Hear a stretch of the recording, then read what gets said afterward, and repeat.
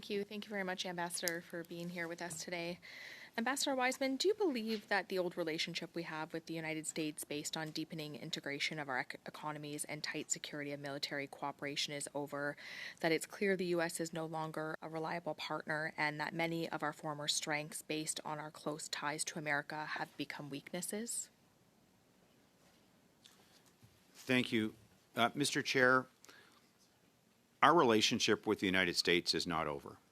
We are adjacent to the United States. We are adjacent to the largest market in the world. That is a huge benefit for Canada and one that we have to nurture. However, it is clear that our relationship with the United States has changed under this administration due to the imposition of tariffs by the United States and a change in posture to an American first posture by the United States. Ambassador, are you aware, that those quotes are directly from Prime Minister Mark Carney, and he seems to be taking an obstructionist approach to our largest trading partner. And recently, media revealed that the Prime Minister has explicitly told staff of former Quebec Premier that being slow is part of Ottawa's strategy. So can this be interpreted as a show of bad faith in Washington, and is it, in your opinion, a deliberate attempt to stall negotiations of CUSMA? So, Mr. Chair, I can't. It's not for me to interpret the words of the Prime Minister, but I can tell you that we are ready, willing, and but able. Ambassador, you could speak to the effect that it would have, because in your role as ambassador, that would affect your job. Sorry, can you repeat the question?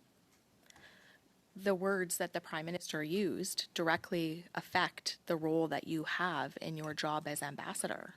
So do you believe that this is a deliberate attempt to stall negotiations of CUSMA?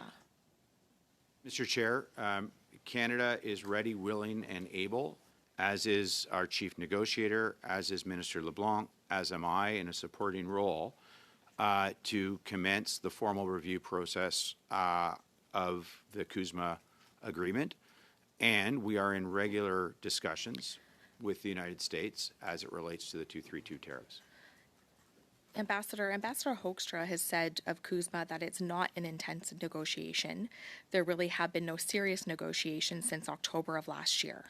Behind the scenes, U.S. officials are increasingly frustrated, saying that Canada hasn't played ball, that the government has decided to run out the clock, and that they see right through this strategy. Is the lack of progress being made in order of the PMO? Mr. Chair, under the CUSMA agreement, there is a mandatory review that takes place under the four corners of the agreement at year 6. It is a 16-year agreement. The CUSMA agreement comes to an end in 2036.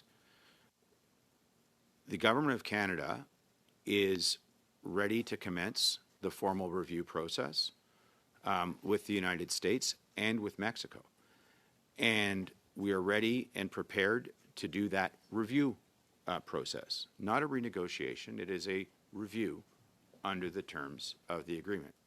Thank you.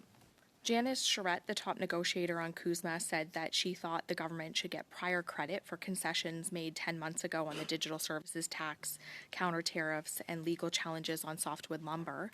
Yet, to her amazement, the president pocketed those promises and moved on.